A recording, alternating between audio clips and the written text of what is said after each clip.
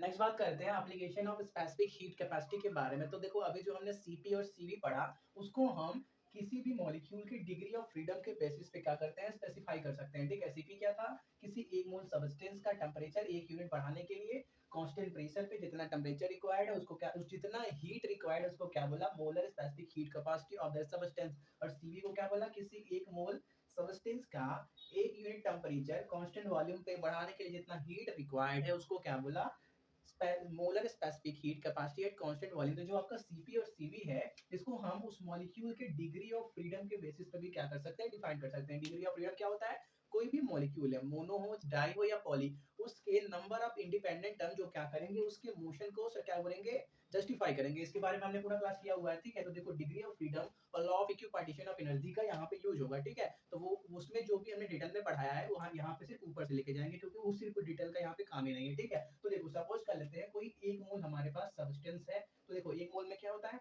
Avogadro number के बराबर molecules होते हैं। ठीक है, तो क्या करते हैं, इस एक मोल जो आपने सब्सटेंस लिया उसके टोटल इंटरनल एनर्जी की बात करते हैं। तो देखो मॉलिक्यूल्स कोई कंटेनर में रखा होगा, तो उनके मोशन की वजह से उनके अंदर क्या होगा, काइनेटिक एनर्जी जनरेट होगा। मतलब क्या, total kinetic energy of molecules plus total internal potential energy. दो आपके गैस के पार्टिकल्स हैं, क्या होते हैं, एक दूसरे पे फोर्स ऑफ अट्रैक्शन की वजह से अट्रैक्ट होते हैं, तो उनके बीच क्या होगा, पोटेंशियल एनर्जी जनरेट होगा। तो टोटल इंटरनल एनर्जी कैसे डिफाइन होता है, total kinetic energy of molecules plus total internal potential energy of molecules है। ठीक है, लेकिन आपने एक बार पढ़ा हुआ है कि अगर हम कोई भी नोबल गैस ले, सॉरी नोबल नहीं, आइडियल गैस ले, आइडियल क्या देखो ये चैप्टर ही क्या चल रहा है, आइडियल गैस के ऊपर। तो कोई भी आइडियल गैस के लिए उन दो भी किसी भी दो पार्टिकल्स के बीच जो फोर्स ऑफ अट्रैक्शन होता है वो क्या होता है, अपसेट होता है। ये हमने पहले क्लास में देखा था। मतलब ये वाला टर्म क्या हो जाएगा, यहाँ से हट जाएगा। ठीक है, तो मतलब अब क्या बचा, उस सिस्टम का जो टोटल इंटरनल एनर्जी होगा वो किससे डिफाइंड होगा, उनके अंदर जो पार्टिकल्स हैं उनके टोटल काइनेटिक एनर्जी से डिफाइंड होगा। ठीक है, तो देखो कोई भी अगर हमारे पास गैस है, चाहे वो मोनो एटॉमिक है, चाहे डाई एटॉमिक है, चाहे पॉली एटॉमिक है, उसके लिए हमने डिग्री ऑफ फ्रीडम के बेसिस पे अलग अलग क्या बोलते हैं, क्लासिफाई किया था कि कोई भी अगर मोनो एटॉमिक गैस है तो उसके लिए एवरेज काइनेटिक एनर्जी कैसे डिफाइन था, 3/2 kT। कोई भी अगर डायटोमिक गैस है तो उसके लिए एवरेज काइनेटिक एनर्जी किससे, एवरेज काइनेटिक एनर्जी कैसे डिफाइन था, 5/2 kT। और कोई भी पॉली एटॉमिक है तो उसके लिए कैसे डिफाइन था, average kinetic energy 6/2 kT define था। ठीक है, लेकिन अलग अलग इंडिपेंडेंट टर्म्स की बात करें तो उनके लिए law of equipartition of energy क्या बोलता है कि जो भी अलग अलग टर्म है, जैसे देखो मोनोटॉमिक में एक पार्टिकल था वो यक्स में मूव कर रहा था, वाई में मूव किया था, जेड में मूव किया था। तो अलग अलग जो ये डायरेक्शन में मूव कर रहा है, तो अलग अलग डायरेक्शन का जो वेलोसिटी होगा, अलग अलग डायरेक्शन का जो काइनेटिक एनर्जी होगा वो हाफ के टी के बराबर होगा। Law of equipartition energy, law of equipartition of energy क्या बोलता है कि किसी एक मॉलिक्यूल का जो अलग अलग ईच डिग्री ऑफ फ्रीडम होगा वो हाफ के टी के बराबर होगा। तो देखो मोनोटॉमिक में पार्टिकल तीन डायरेक्शन में मूव कर रहा था, तो उसका उसका kinetic energy half m v x square, half m v y square, half m v z square से डिफाइंड होगा। तो half k T, half k T, half k T, 3/2 kT। Diatomic में वो तीनों एक्सिस में भी रोटेट कर रहा था और वाई जेड के अलाउंग क्या कर रहा था, सॉरी तीनों एक्सिस एक्स वाई जेड के अलाउंग ट्रांसलेटरी मूव भी कर रहा था और वाई जेड एक्सिस के अलाउंग रोटेट भी कर रहा था। तो वहां पे 5/2 आया। और पॉलीटॉमिक में क्या था, वो ट्रांसलेट भी कर रहा था और एक्स वाई जेड तीनों एक्सिस के अलाउंग रोटेट कर रहा था। यहाँ पे 5 क्यों है, यहाँ पे 6 क्यों है, हमने law of equipartition of energy और डिग्री ऑफ फ्रीडम में पूरा क्लियर किया हुआ है। ठीक है, तो देखो अगर हम बात करें किसी भी एक पार्टिकल के लिए, चाहे वो मोनो हो, डाई हो या पॉली हो, अगर उसके लिए हम डिग्री ऑफ फ्रीडम को स्मॉल एफ डिफाइन कर दें, ठीक है, तो इस केस में हम क्या बोल सकते हैं, उस मॉलिक्यूल के लिए जो एवरेज काइनेटिक एनर्जी होगा वो F/2 kT के बराबर होगा। सही है, कोई भी मॉलिक्यूल है उसके लिए डिग्री ऑफ फ्रीडम जब डिफाइन कर दिया। देखो ये हाफ केटी का मतलब क्या है, ये किसी एक मॉलिक्यूल का ईच डिग्री ऑफ फ्रीडम का वैल्यू है। क्या, ईच डिग्री ऑफ फ्रीडम, हर अलग अलग degree of freedom half KT half KT half KT के बराबर होगा।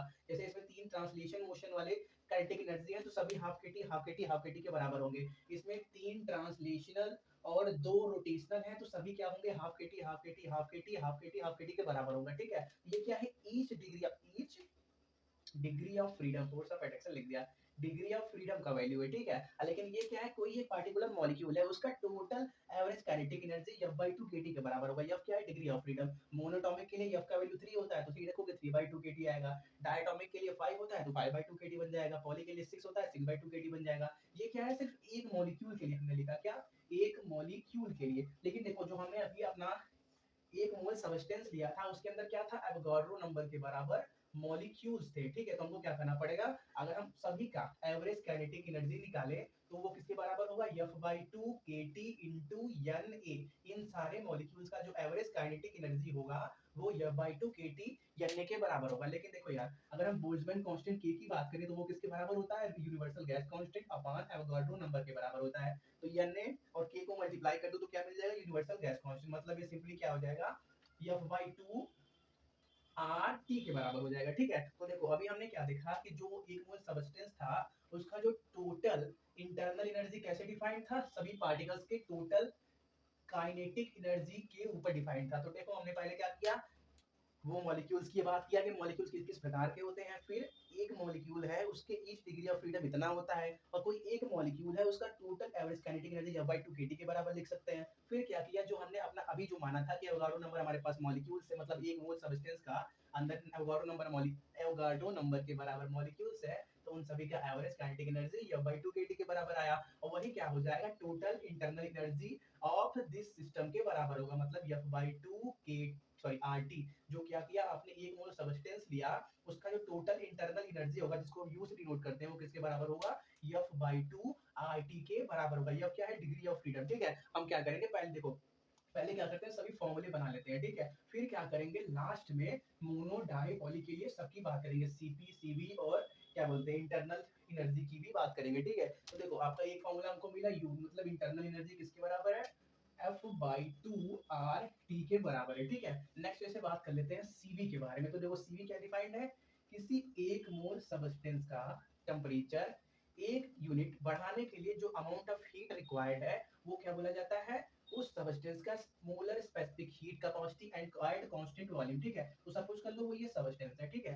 हमने क्या पढ़ा हुआ है, किसी बॉडी का टेम्परेचर एक यूनिट चेंज करने के लिए जो जितना हीट रिक्वायर्ड होता है, क्योंकि यहाँ पे एक मोल सबस्टेंस लिया तो वो क्या बन जाएगा, मोलर स्पेसिफिक हीट कैपेसिटी। और यहाँ पे हमको वॉल्यूम को कांस्टेंट रखना है, ठीक है। तो देखो हमने दोनों चीज सीखा है कि किसी बॉडी को कितना हीट दे दिया जाए कि उसका टेम्परेचर एक यूनिट बढ़ जाए, या किसी बॉडी से कितना हीट ले लिया जाए जिससे उसका टेम्परेचर एक यूनिट कम हो जाए। तो सपोज करो इसको हम 100 जूल का एनर्जी दे रहे थे, ये 100 जूल का एनर्जी दे रहे थे, उस केस में इसका टेम्परेचर एक यूनिट क्या हो रहा था, इंक्रीज हो रहा था। तो हम क्या कर सकते हैं, रिवर्स में भी सोच सकते हैं कि अगर हम इसके अंदर से क्या करें, इसके अंदर से 100 जूल का एनर्जी को बाहर कर दें, मतलब रिलीज करवा दें, तो उस समय क्या होगा, इसका टेम्परेचर एक यूनिट से डिक्रीज हो जाएगा। सही बात है। तो देखो ये जो अंडर जो 100 जूल इसने एनर्जी स्टोर किया हुआ था वो क्या था, इस सबस्टेंस का एक ये जो एक मोल हमने सबस्टेंस लिया है उसका इंटरनल एनर्जी था।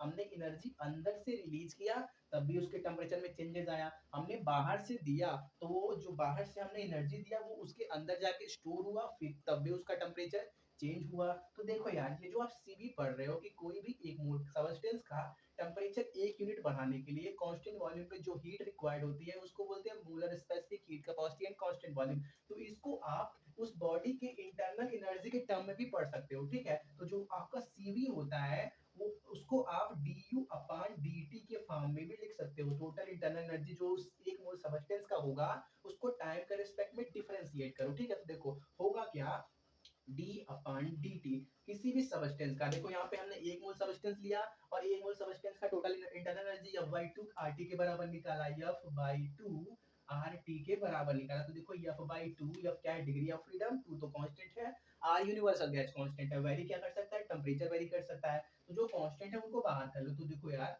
आपके पास F/2 R तो बाहर हो जाएगा और d dt अपॉन dt मिलेगा, तो मतलब ये तो 1 हो गया। तो आपको सिंपली किसी भी एक मोल सबस्टेंस का Cv कितना मिलेगा, F/2 R के बराबर मिलेगा। यहाँ F क्या है, डिग्री ऑफ फ्रीडम है। देखो हमने एक मोल लिया है तो ये सभी मोलर की बात, मोलर की बात हो रही है, मतलब एक मोल के लिए, ठीक है। और देखो आपने एक क्लास 11th में या 12th में आपने एक थ्योरम नहीं, एक फॉर्मूला पढ़ा होगा मेयर्स फॉर्मूला के नाम से, ठीक है। एक सेकेंड, थोड़ा सा जगह बना दे।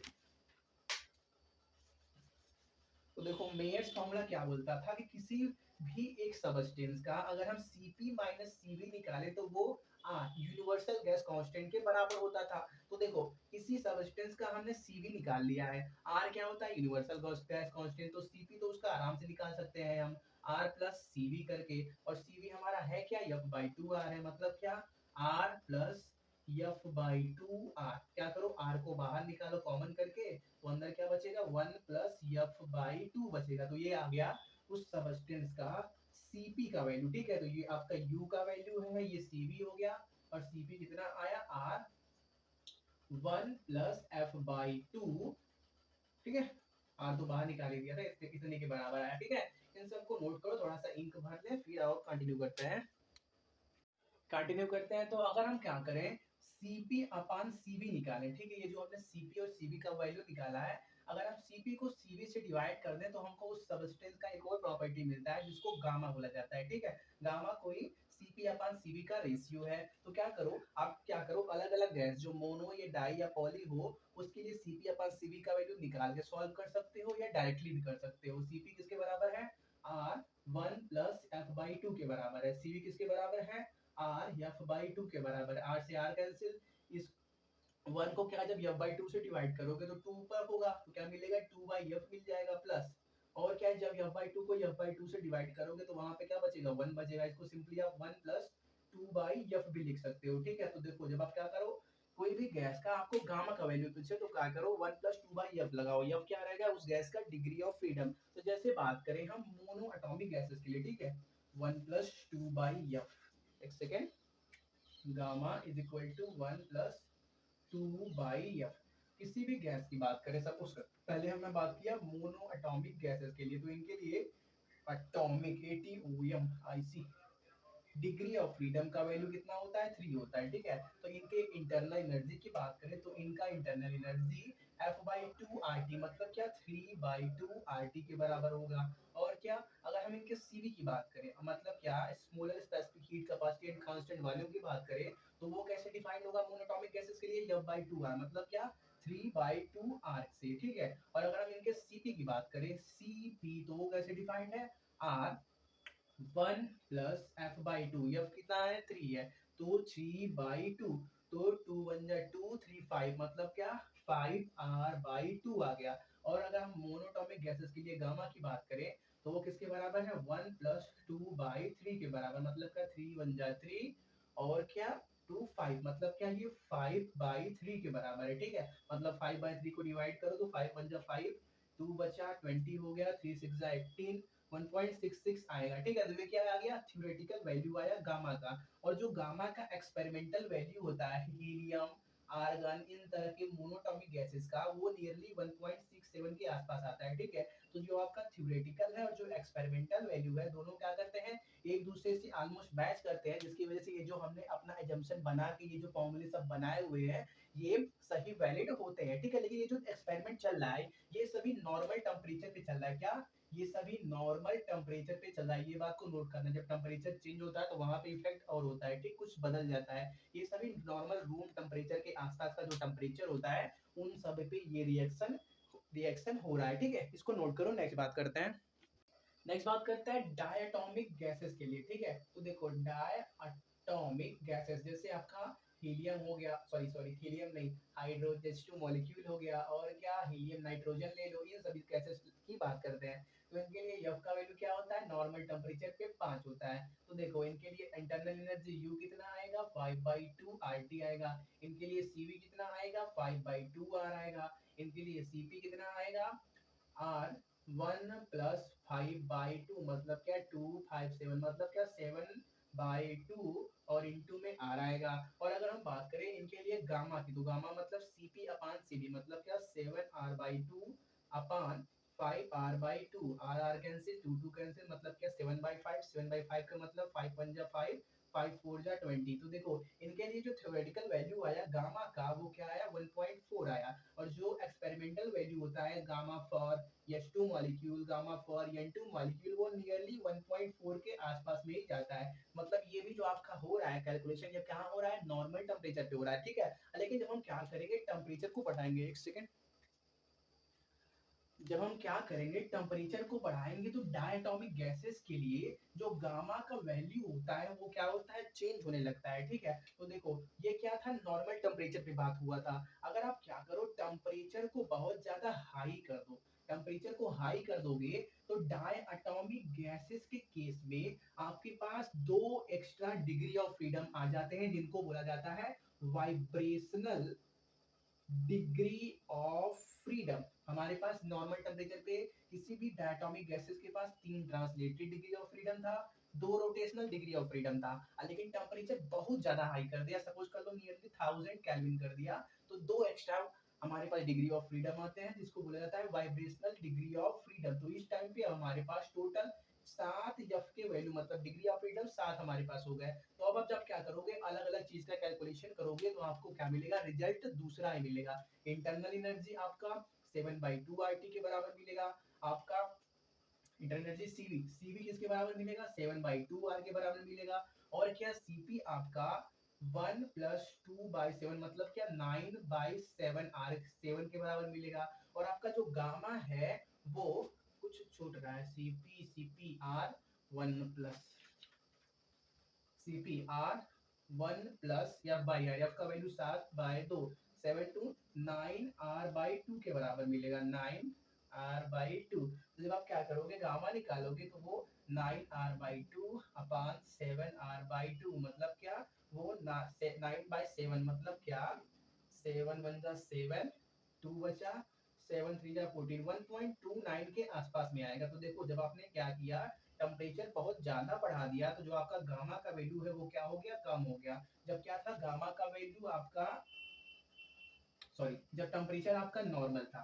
टेम्परेचर नॉर्मल था तो उस केस में आपका गामा किसके बराबर आया था, गामा आपका 1.40 के आसपास में आया था। तो जब आपने क्या किया टेम्परेचर बढ़ा दिया, टेम्परेचर बढ़ा दिया तो गामा क्या हो गया, कम हो गया, ठीक है, क्या हो गया, गामा कम हो गया। अब क्या करें अगर हम टेम्परेचर को कम करें, ठीक है, अगर हम टेम्परेचर को नियरली 70 डिग्री सेल्सियस के आसपास में ले आए, इसको नोट करो पहले, चलो अगर हम क्या करें टेम्परेचर को 70 डिग्री सेल्सियस के आसपास में ले जाए, जो नॉर्मल टेम्परेचर, सॉरी 70 केल्विन के आसपास में ले जाए, ठीक है, जो नॉर्मल टेम्परेचर हमने लिया था यहाँ पे जब गामा 1.40 आया था, ये नॉर्मल टेम्परेचर मतलब ये 273 से लेके 280 के केल्विन के आसपास का कैलकुलेशन था। जब हम क्या करें टेम्परेचर को कम कर करके 70 केल्विन के आसपास में ले आए तो क्या होता है, आपके पास जो डायटोमिक मॉलिक्यूल है उसके पास सिर्फ ट्रांसलेटरी डिग्री ऑफ फ्रीडम बचते हैं, मतलब उसके पास सिर्फ 3 डिग्री ऑफ फ्रीडम बचते हैं। टेम्परेचर जैसे जैसे कम होता है गैसेस क्या होते हैं, लिक्विफाई होने लगते हैं, तो उनके बीच जो रोटेशनल डिग्री ऑफ फ्रीडम होता है वो धीरे धीरे खत्म होने लगता है, ठीक है।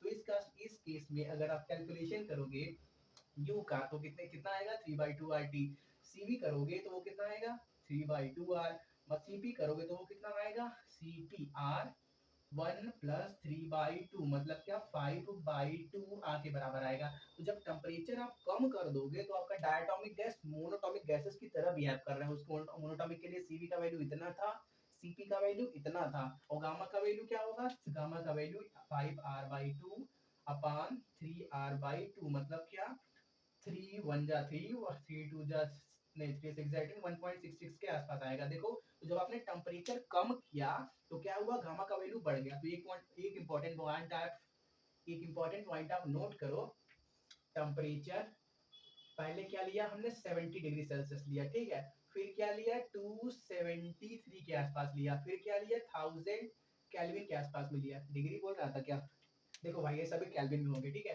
देखो 70 केल्विन लिया फिर 273 केल्विन फिर 1000 केल्विन। तो जब टेम्परेचर 70 केल्विन है तो गामा किसके बराबर आया 1.66 के बराबर आया। जब टेम्परेचर आपका 1 जब टेम्परेचर आपका नॉर्मल है तो गामा का वैल्यू 1.40 आया। जब टेम्परेचर आपका 1000 केल्विन हो गया तो इस केस में इससे भी कम आया था, शायद 1.28 आया था ना, इसी कुछ आया था, चलो जो भी आया था देख लेना। तो देखो आप क्या देख रहे हो कि जैसे जैसे टेम्परेचर बढ़ रहा है आपको आपके मोनोटॉमिक गैसेस के लिए गामा का वैल्यू क्या हो रहा है, कम हो रहा है, ठीक है। अगर आप क्या करोगे, ये जो टेम्परेचर 70 केल्विन रखा हुआ है इसको और कम करो, ठीक है, इसको कम करके, इसको नोट करो, इसको कम करके 0 केल्विन पे ले आओ, तो उस टाइम पे क्या होगा, जो उसका ट्रांसलेशनल मोशन है वो भी क्या होगा, खत्म हो जाएगा। 0 केल्विन का मतलब एब्सोल्यूट टेम्परेचर पे आपका जो गैस होगा वो पूरी तरह जम चुका होगा, उसके अंदर जो पार्टिकल्स होंगे वो एकदम रेस्ट पे आ गए होंगे।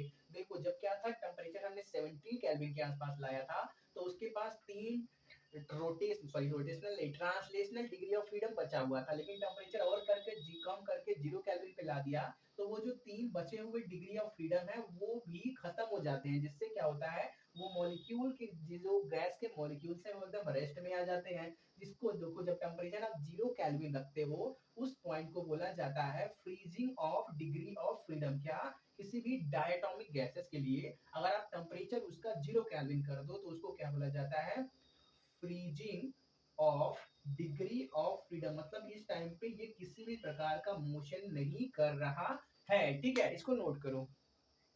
नेक्स्ट बात करते हैं पॉलीएटॉमिक गैसेस के लिए। तो पॉलीएटॉमिक गैसेस जैसे आपके ओजोन हो गए, इन सब टाइप के जो गैस होते हैं वो पॉलीएटॉमिक के अंदर आते हैं। तो हमने डिग्री ऑफ फ्रीडम के टाइम देखा था कि पॉलीएटॉमिक गैसेस आपके दो प्रकार से बताए जा सकते हैं, एक वो जिनका शेप लीनियर हो और एक वो जिनका शेप नॉन लीनियर हो। तो इनके अंदर ये दो क्लास हम पढ़ेंगे, आप देख लेना कि किस, देखो नॉर्मली जो होता है वो पॉलीटॉमिक के अंदर नॉन लीनियर की स्टडी की जाती है, ठीक है। जो अगर कुछ ना लिखा हो कि लीनियर की नॉन लीनियर, तो ये समझ लेना कि वो नॉन लीनियर मॉलिक्यूल की बात कर रहा है, लेकिन अगर स्पेसिफाई किया हो कि लीनियर है या नॉन लीनियर है तब आपको दोनों आपको देखना पड़ेगा, ठीक है। तो देखो लीनियर में क्या था, आपके पास डिग्री ऑफ फ्रीडम 5 था और आपके पास नॉन लीनियर में डिग्री ऑफ फ्रीडम का वैल्यू 6 था, ठीक है। तो होता क्या है, अगर हम इसके लिए u निकालें तो वो किसके बराबर आएगा, 6/2 RT, मतलब क्या 3/2 RT के बराबर आएगा।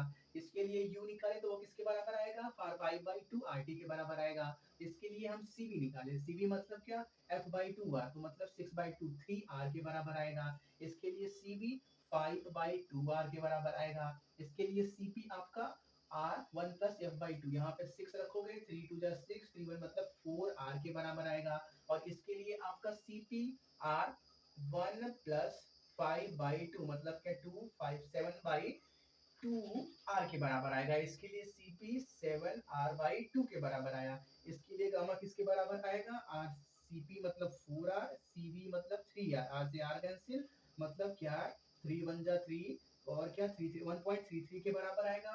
और इसके लिए अगर हम क्या करें, गामा का वैल्यू निकालें तो इसके लिए गामा, ये सब नॉर्मल टेम्परेचर पे बात चल रही है, ठीक है। ये बात को इंपॉर्टेंट नोट में लिख लेना कि ये जब ये कैलकुलेशन चल रहा है, यहाँ पे सिर्फ ट्रांसलेशनल और रोटेशनल मोशन की बात चल रही है। जब टेम्परेचर बढ़ा हो, ज्यादा बढ़ाएंगे तब हम क्या करेंगे, वाइब्रेशनल मोशन को ऐड करेंगे, ठीक है। तो इसके लिए आपका gamma cp 5/2r, sorry cp यहाँ पे है 7/2r और cv आपका 5/2r, मतलब क्या r ये कैंसिल, 7/5 मतलब क्या 5 1 जा 5, 1.4 के बराबर आया। किसके लिए, पॉलीएटॉमिक लीनियर के लिए, और 1.33 आया पॉलीएटॉमिक नॉन लीनियर के लिए। तो ये किसकी बात चल रही है, नॉर्मल टेम्परेचर पे। अगर आप क्या करो, टेम्परेचर को बढ़ा दो, टेम्परेचर बहुत ज्यादा बढ़ा दो, तो पॉलीएटॉमिक गैसेस के पास तीन ट्रांसलेशनल, तीन रोटेशनल के अलावा एक और वाइब्रेशनल डिग्री ऑफ फ्रीडम दिया जाता है, ठीक है। तो उस केस में क्या होगा, उनके लिए डिग्री ऑफ फ्रीडम मतलब f का वैल्यू, इसके लिए नॉन लीनियर के लिए f का वैल्यू 7 हो जाएगा और इसके लिए f का वैल्यू 6 हो जाएगा, ठीक है। चलो ये कैलकुलेशन आप कर लेना, u cv cp और गामा का वैल्यू 6 और ये 7 के लिए निकाल लेना। ये क्या है, जब आपने क्या किया, टेम्परेचर को बहुत ज्यादा इंक्रीज किया, टेम्परेचर आपका नियरली 1000 केल्विन के आसपास इंक्रीज किया, तो क्या होता है, पॉलीएटॉमिक गैसेस के पास एक extra degree of freedom vibration की वजह से आ जाता है, ठीक है। तो इस टॉपिक के साथ ये चैप्टर कंप्लीट होता है।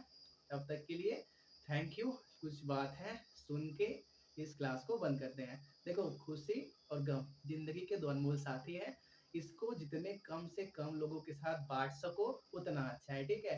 दुनिया में कई प्रकार के लोग हैं, इसीलिए दो चीज, ये अपनी गम को और अपनी खुशी को एकदम, या तो हो सके तो मत बताना किसी को, या बताना भी है तो एक चुनिंदे लोगों के लिए कि जिस पे आपको भरोसा है कि वो अपने तक रखेंगे, ठीक है। क्योंकि देखो कोई भी ये नहीं चाहता कि कोई कोई दूसरा उससे आगे निकल जाए, ठीक है? इसीलिए आप अपना बात किसी को बताओगे तो वो कुछ और जोड़ के तीसरे को बताएगा, तीसरा चौथे को बताएगा। इससे अच्छा है या तो बताओ ही मत, या बताओ तो सिर्फ़ उन्हीं को बताओ जो अपने पास रख सकते हैं, ठीक है? समझ में आया तो सही है, नहीं तो भूल जाना। मिलते हैं नेक्स्ट क्लास में।